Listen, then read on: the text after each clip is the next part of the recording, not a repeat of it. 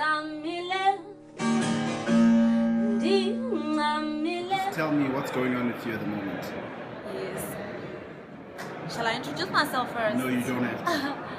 I'm very excited. It's the start of 2015. I'm currently getting ready to put out 2 music videos. I'll be shooting one at the end of the month with the one and only Oliver Mtukudzi and Yuma Segela. My first single, Sugundi Pressure, is on radio at the moment, and I'll be doing a music video for that, and I'm just pushing the new album. It's called Songs of Empowerment. It's been received very well, and although it's much of a mature sound compared to the first one, but it's very beautiful, and as time goes on, more people will get to hear it. Is it? And so your sound is mature. So what kind of music does Berita listen to? Who do you listen to?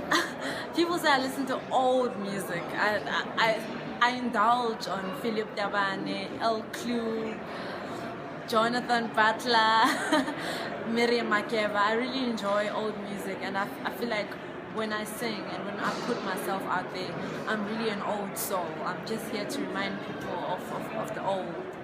Alright, and lastly, what 3 things would people be surprised to know about you? What 3 things would people be surprised to hear about me? Let me think. I was hit by a car when I was young. I know I don't look it. I don't look like I was hit by a car. Not at all. I look fabulous. I've got all my feet, I've got my hands, I've got everything. So, and the second thing is that my ears are not pierced.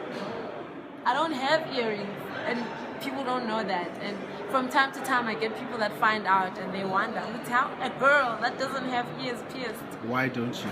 It's just how I grew up. I just never got my ears pierced, and because of that, I think it's a family thing. I don't put on jewelry. I don't do anything, and thankfully, because now I'm dressed by Urban Zulu, even though I don't put on all these embellishing things, I always look beautiful.